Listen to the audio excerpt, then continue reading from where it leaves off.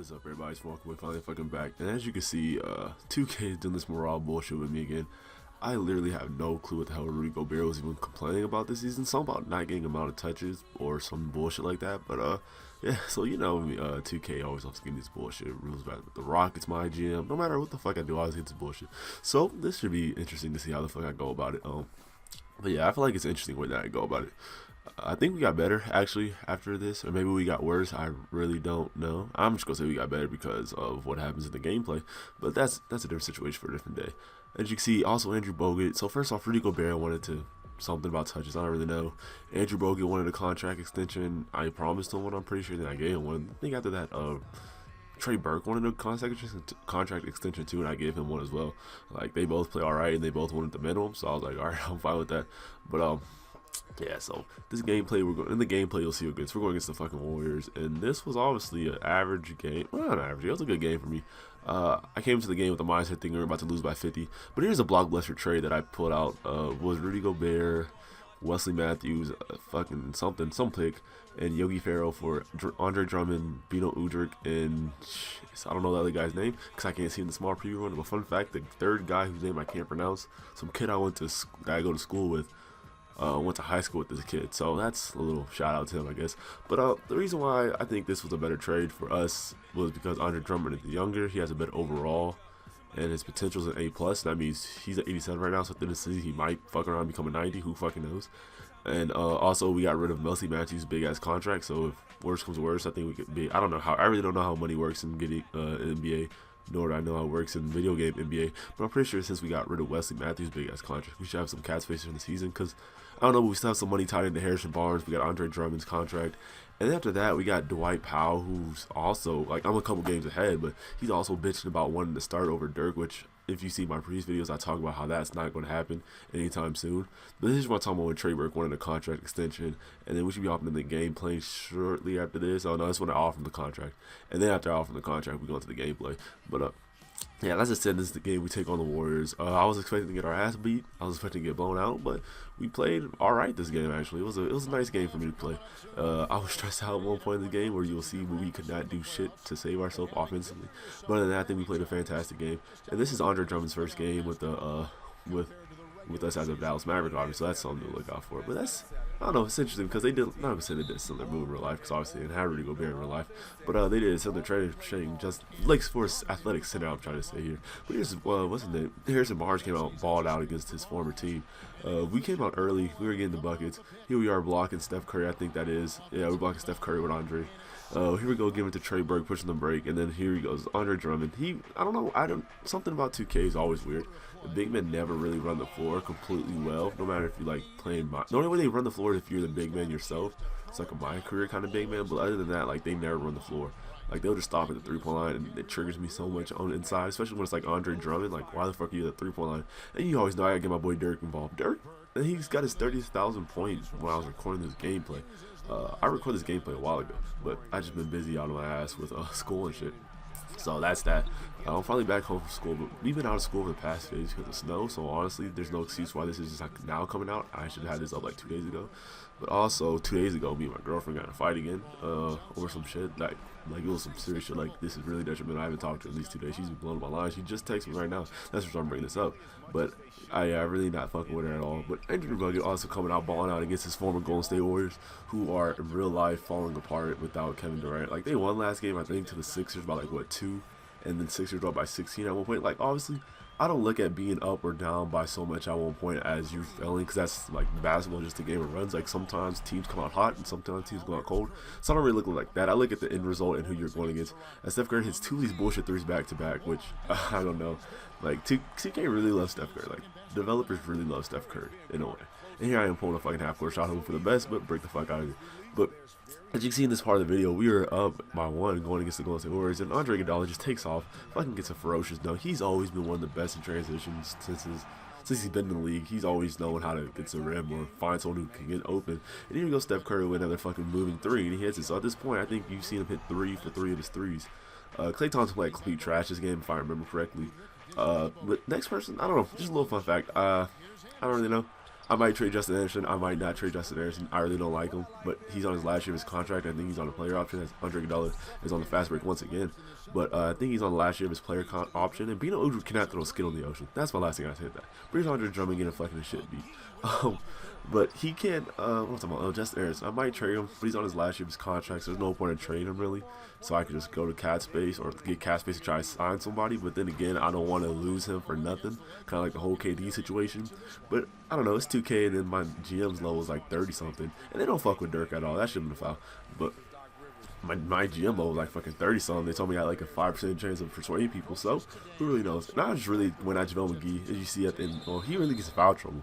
I can't really see his foul. I think that's his second foul at that point. But here we go. I don't want to fucking down to JaVale McGee. JaVale McGee misses. And he just does a nice little scoop reverse layup. If he does that instead of the bullshit he does in real life, he may not be made fun of by Shaq so much. There's just so much shit going around about this Golden State Warriors team as Harrison Barnes is another fucking 3. I finally figured out how to play with him, kind of. You gotta play with him like he's a shot creator in your my career. You kind of just take like mid-range jump shots, followays with him, and you'll make him at a high percentage. Yeah, this will fucking Andre Drummond just bullied fucking JaVale McGee right there. But without Wesley, you can really tell the difference when we don't have Wesley Matthews, because our shooting is not that good. Seth Curry's a good shooter, don't get me wrong, but I don't know his release as well as I know fucking Wesley Matthews. And speaking of Seth Curry, I'm pulling him open 3 and missing it. So like I said, Wesley Matthews seemed like he was ever open in the corner, it was automatic green. I can't say that about Seth Curry. Like, yeah, Seth Curry hits his shots, but then he has those moments when he just can't throw a skill in the ocean, as he fucking hits a 3 right there, a big 3. And coming down to the second quarter, they have Ian Clark passing to Klay Thompson, who does step back 3, and he misses. Like I said, Klay Thompson like ass, but we're going to half, and I'll see y'all after that. Joe. Hello, everybody. Ernie Johnson here, along with Shaquille O'Neal and Kenny the Jet Smith. Time to review the first half of action. Right out of the gates, it was Dallas setting the tone. They launched into a 6-0 run with an impressive effort on both ends of the floor. Once they got on the scoreboard, they were relentless at staying out in front, never once letting the lead change hands. In quarter number 2, it was a heated battle on both ends of the floor, and they maintained their high level of aggressiveness, ended up again with a 1-point advantage going into the half. And Kenny, what are your thoughts on how Dallas played? I love the motion on offense. Guys are moving, the ball is moving. It's a very nice approach to the game, and one the defense absolutely could not keep up with. Shaq, how'd you think the Warriors were playing? They were strong in transition. Seemed like the guys fed off the higher tempo. Certainly, they definitely got the looks they wanted, playing an outstanding game. They can keep it up in the second half, they may wear the other side out. And that's it for halftime, as the second half is just about to get underway. See you after the game.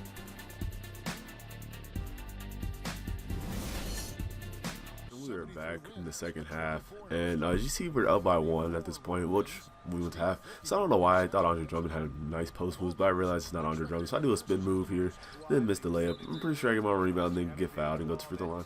I had the hardest time with Andre Drummond at the free throw line, but that's granted. Dude can't shoot a free throw to save his fucking life. Here we are, Kevin Durant transition, and then he gets his bullshit layup to go in. I don't even make that motherfucking my player, but he is a 95. My guy's only a 92, so that makes a lot of sense, I guess.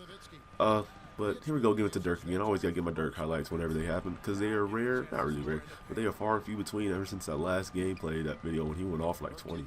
But other than that, he doesn't really score that much for me. But here we go, attacking JaVale McGee, getting the ammo with Andre Drummond. I think that's his 5th foul or 4th foul. I really can't see in the small preview window.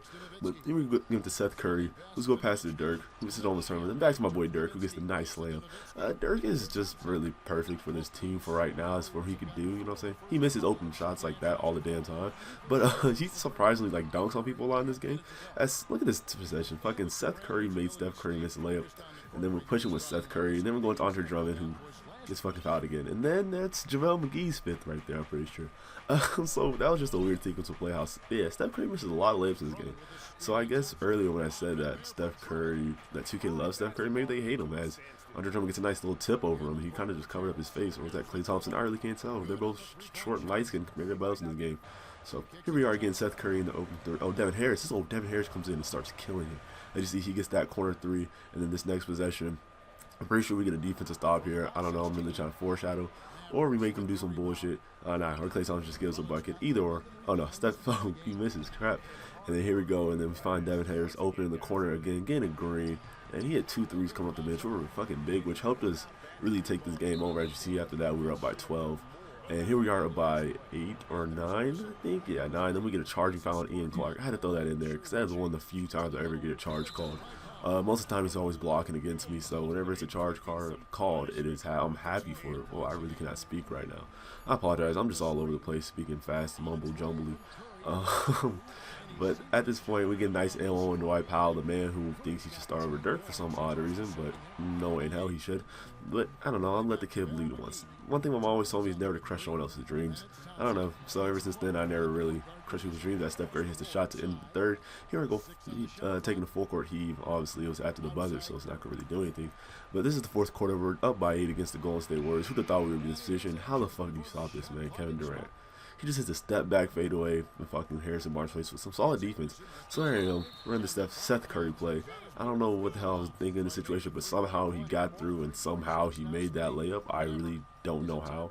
I feel like even if you're like, only person I see make that layup is LeBron James. And he made that. And here we go with Justin Anderson getting the AL1. The man I was talking about trying to trade when he got buckets. So who really knows if I'm going to trade this kid? I really don't know what the fuck to do half the time. I don't know. It should be interesting to see as we get Harrison Barnes in transition with a nice cockback two-hand slam. But honestly, I'm really looking forward to this free agency, in 2K at least, I should say. Because in real life, it's kind of predictable. You already know everybody's going to stay where they're at, basically. Besides, the only person who might not be is Paul George.